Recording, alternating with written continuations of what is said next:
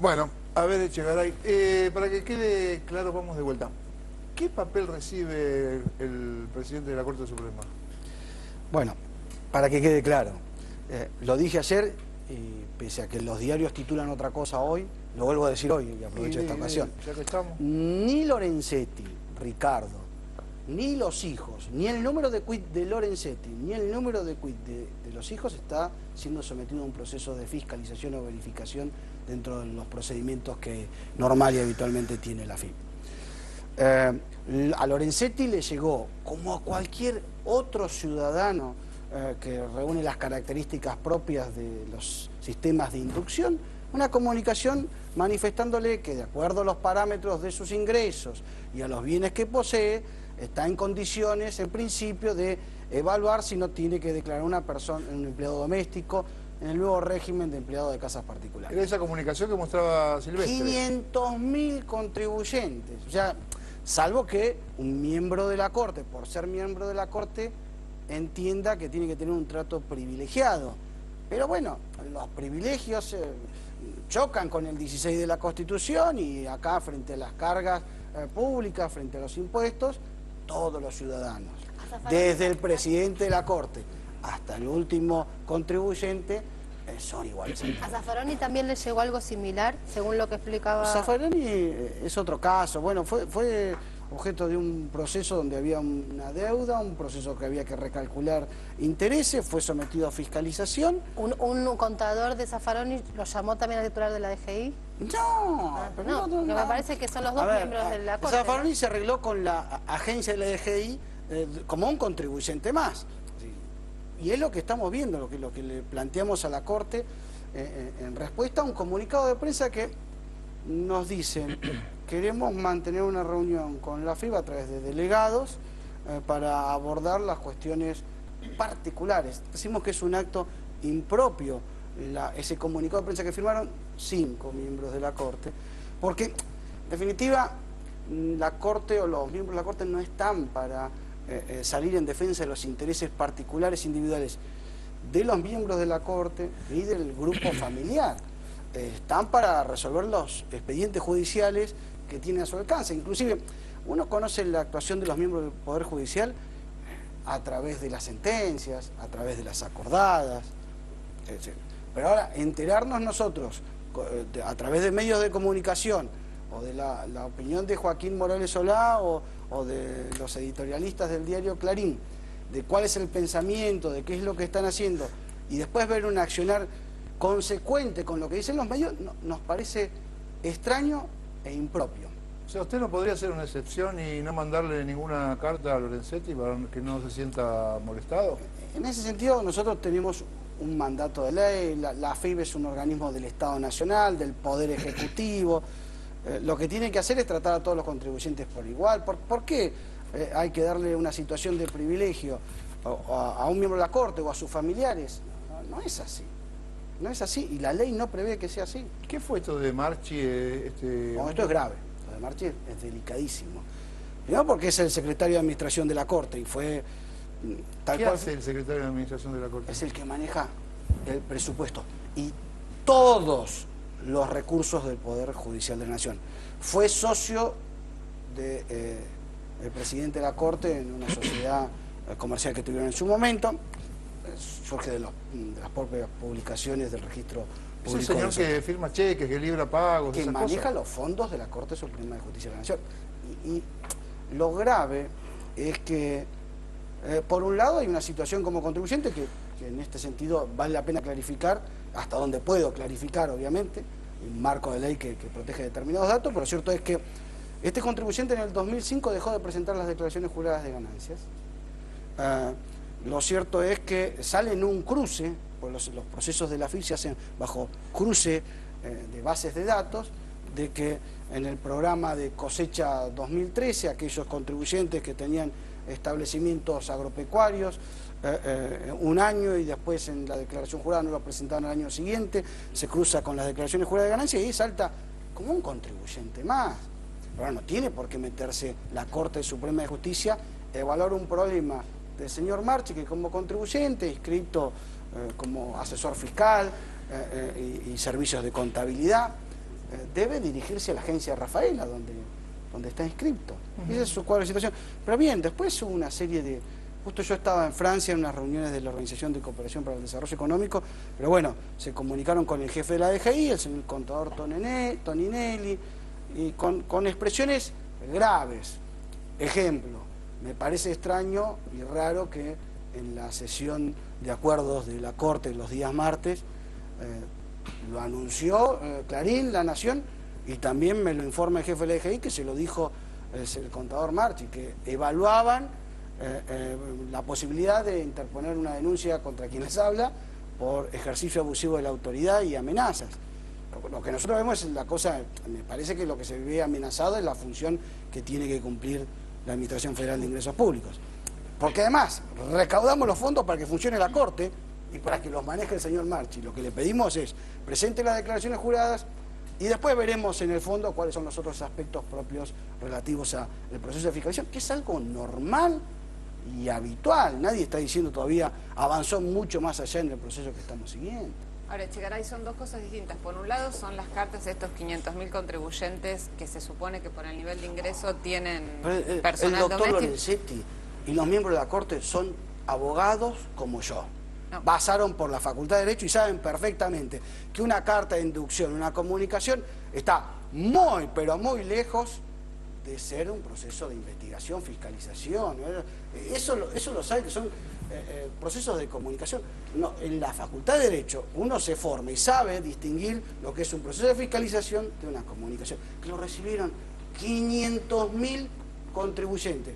Me encantaría que los medios hegemónicos publicaran esto y volvieran, insisto, publicaran que sobre el quid del contador Lorenzetti, sobre el quid de los hijos de Lorenzetti, no pesa ningún proceso de verificación o fiscalización. Ahora, hoy, perdón, con respecto a lo que sale publicado y a lo que sucede en la realidad, hoy sale publicado también en el diario Clarín y bueno, veíamos en La Nación que el doctor Lorenzetti se había ofrecido para que la FIP lo investigue en forma personal. ¿Ha habido alguna comunicación del doctor Lorenzetti en ese sentido? ¿Tiene algún sentido esto? No, es grave, porque es buscar una situación de privilegio distinta, diferenciada de la de cualquier otro contribuyente.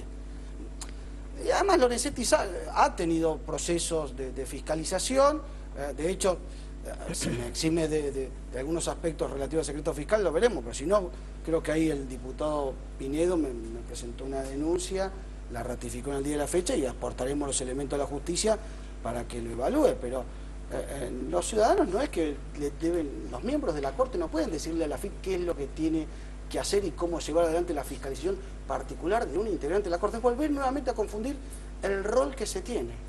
El rol es de miembro del Poder Judicial, tiene que dictar sentencias respecto de casos que le llevan a consideración.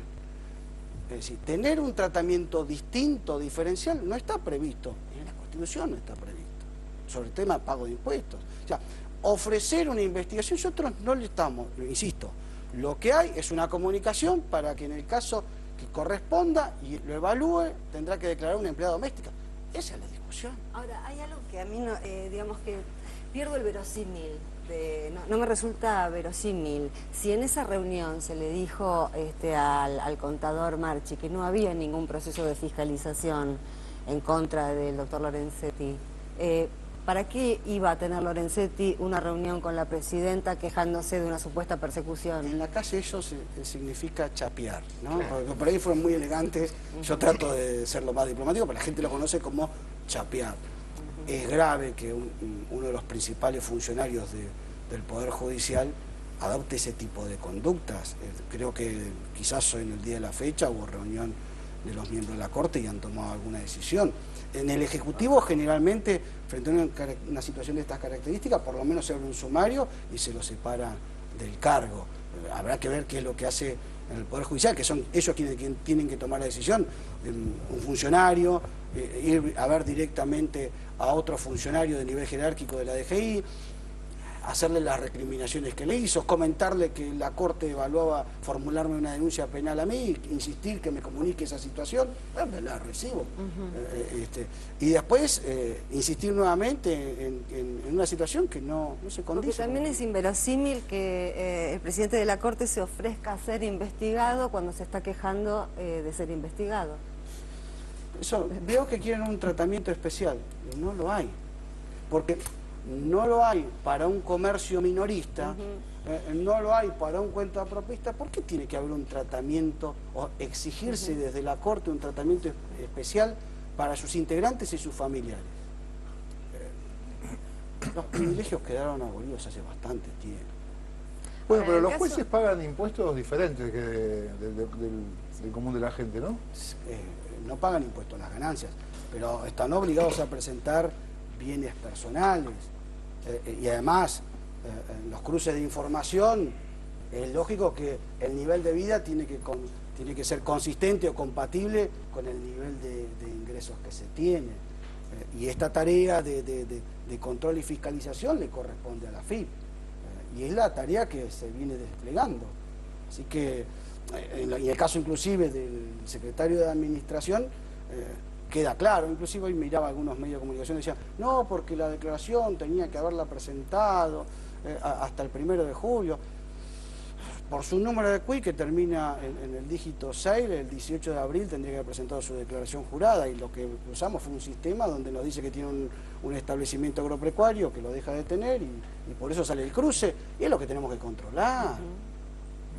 Estuvo 8 años sin presentar la declaración. Y eso es factible comunicárselo, efectivamente. Desde el año 2005 no presentó declaraciones juradas. Después de la reunión que tuvo, presentó la del 2012, pero nos falta la del 2005, la del 2006, la del 2007, la del 2008, 2009, 10 y 11. Qué guapo, qué guapo.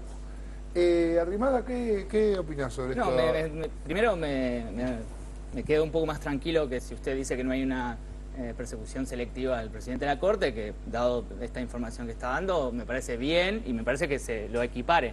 Pero me genera algo de ruido esta idea de que comparto, y muy vinculada al artículo 16 de la Constitución, de la igualdad, y especialmente la igualdad tributaria.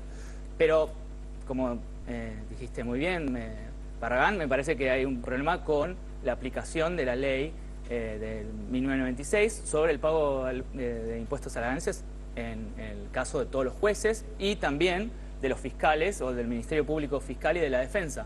Entonces ahí quería aprovechar tal vez la oportunidad para preguntarle por qué se toma la acordada de la Corte de Carlos Saúl Méndez de 1996, firmada por Julio Nazareno, como una ley, o las declaraciones de inconstitucionalidad en el caso especial, como una ley general que bloquea que se le pague, o sea, que se le cobre a todo el resto de los jueces que podrían tranquilamente contribuir, porque toda sentencia de la Corte, salvo que sea una acción especial colectiva, tiene efectos interpartes, y parece como que podría tranquilamente, en un contexto, avanzar en la recaudación de los impuestos a las ganancias de los jueces.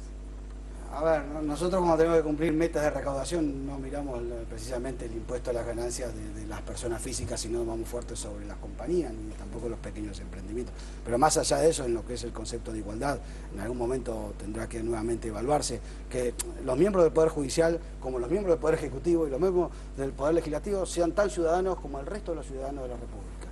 Es decir, como todos los contribuyentes tendrían que estar todos en las mismas condiciones. Estas situaciones especiales, privilegiadas, no deberían presentarse. Pero insistimos, en el caso particular que estamos, no quedan exentos de lo que son bienes personales, no quedan exentos de que sea compatible su nivel de vida, su nivel de salidas al exterior, su esquema de vida, que sea compatible con los ingresos que tenga. Esa tarea la estamos cumpliendo profesionalmente, técnicamente, con cruces de sistema, porque lo mostraba en el anuncio de ayer.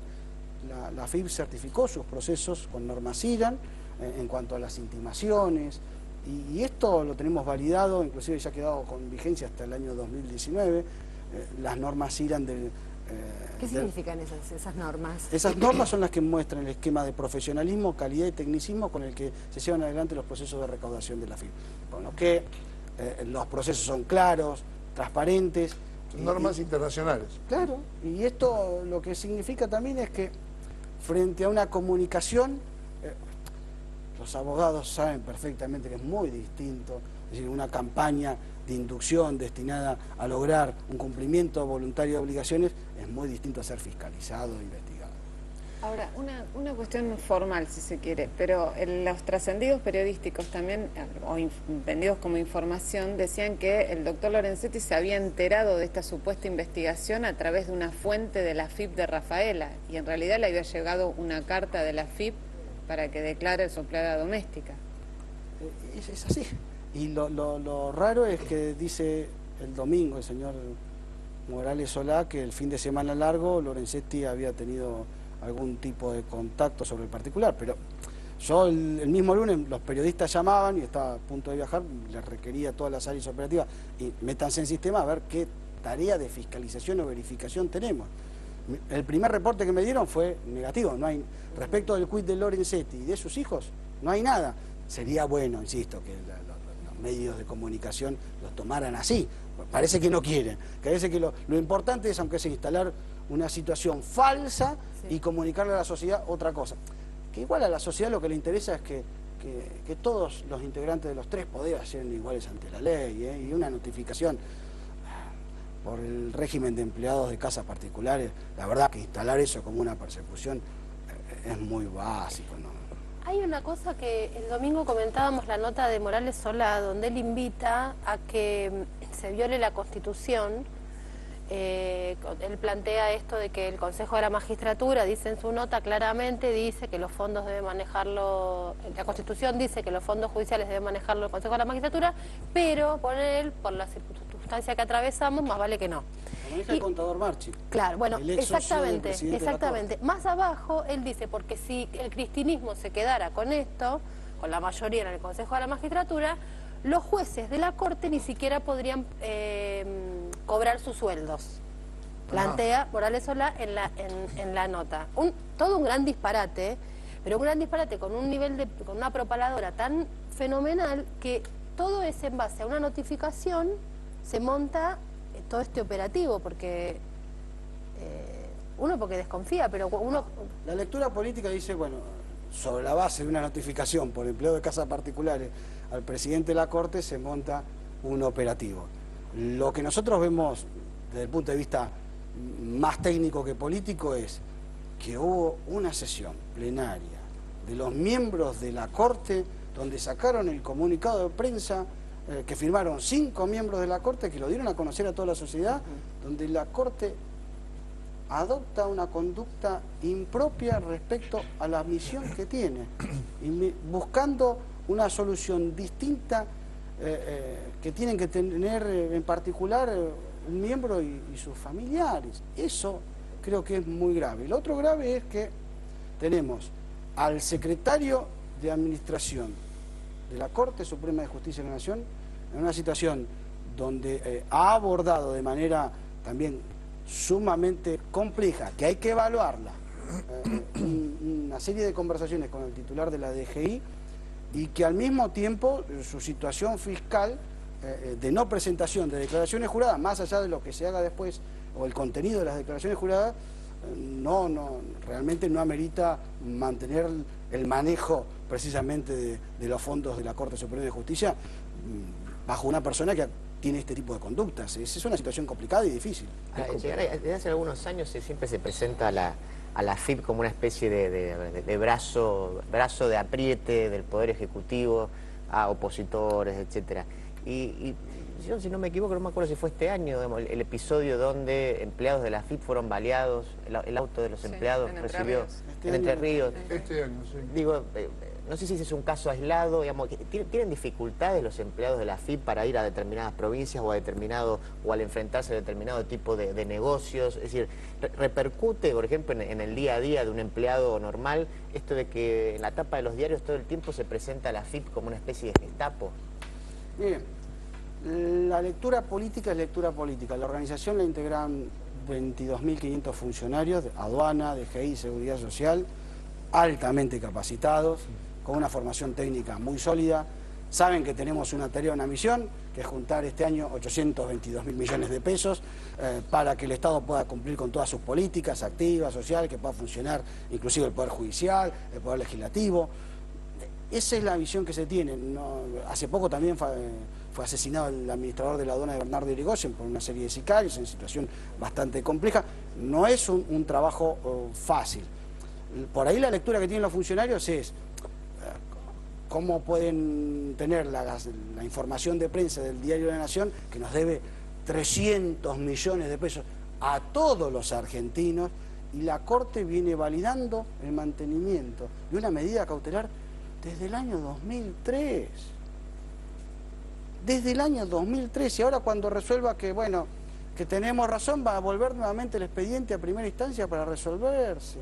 ¿Qué grado de celeridad? Hay que hacer una transformación fuerte en las instituciones de la República Argentina para que puedan ser más ágiles la toma de decisiones. Y hay que tomar decisiones. Todos los poderes tenemos que tomar decisiones. Y en tiempo útil, en tiempo hábil. A ver, arrimada ahí, Echegaray recién mencionaba esta reunión, ¿no? De la Corte para hablar del papelito que recibió, que le tiraron a Lorenzetti por abajo de la puerta. Vos que sos el experto en para mí, estas cosas. ¿no? Siendo un poco lo que decía acá Echegaray, me parece que es en contra de lo que nosotros pensamos. Los jueces hacen política. Entonces, yo al menos soy parte partidario de ver a la Corte y a los jueces de la Corte como políticos, ¿no? Y como personas que tienen estrategias y que defienden sus intereses. Entonces, cuando se mencionaba que los jueces quieren mantenerse por fuera de la ley, mucho del debate sobre la democratización de la justicia o del Poder Judicial estaba pensado en criticar una de las características más fuertes del Poder Judicial, que es su corporativismo, ¿no? Que hace que haya fallos en los cuales el Poder Judicial mantiene sus privilegios y es especialmente sensible en proteger a sus propios miembros, y es endogámico y es clasista y tiene problemas de género y problemas de diversa índole a nivel institucional. Entonces, ahí me parece que, si bien es la tradicional visión del Poder Judicial, pensarlo como impoluto, independiente y fuera del escenario político, creo que hace tiempo ya en Argentina, y creo que desde la vuelta a la democracia, tenemos que pensar al Poder Judicial y a la Corte Suprema, nos guste o no, pensemos una Corte más moderada y silenciosa como un actor político, y esos silencios, esa moderación va a ser parte de una estrategia política de los actores institucionales, en este caso de su presidente y de los miembros. Pero lamentablemente una de las características del Poder Judicial es que nosotros no podemos ver esa reunión. No podemos ver qué se piensa, cuáles fueron los argumentos y el debate.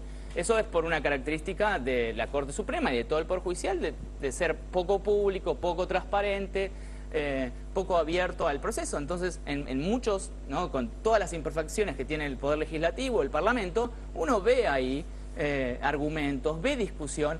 Obviamente que hay miles de defectos, pero ahí está lo público, con todos los defectos que podemos tener en la institución Congreso, Parlamento, en el mundo.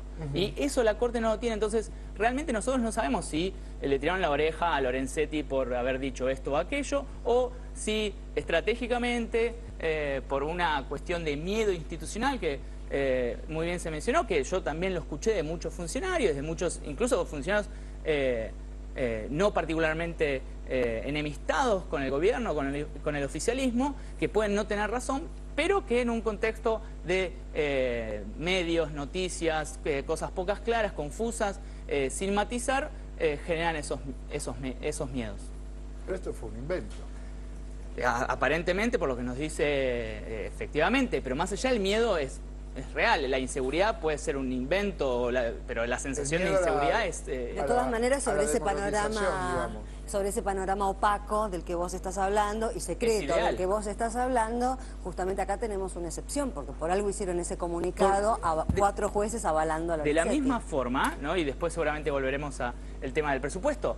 todo el manejo de cómo se devolvió el presupuesto a la Corte Suprema, ¿no? El manejo de todo, que según el artículo 14, inciso 3, debería estar en el Consejo de Magistratura, fue algo oscuro, ¿no? Llamadas telefónicas, cartas que no se saben dónde salieron, que se vieron 4 días después. Ahí creo que, incluso cuando la Corte Suprema tiene una inteligente y muy buena estrategia, aunque problemática, a nivel una buena estrategia comunicacional con el SIG, ahí actuó políticamente mal. Y de hecho fuera de los patrones que la propia Corte estableció en su práctica. Muy bien. Echegaray, lo saludamos, le agradezco que nos haya visitado. Bueno, seguimos juntando plata a fin de año. Así va a ser. ¿Llegamos? Sí, vamos a llegar. Bueno, muchas gracias por haber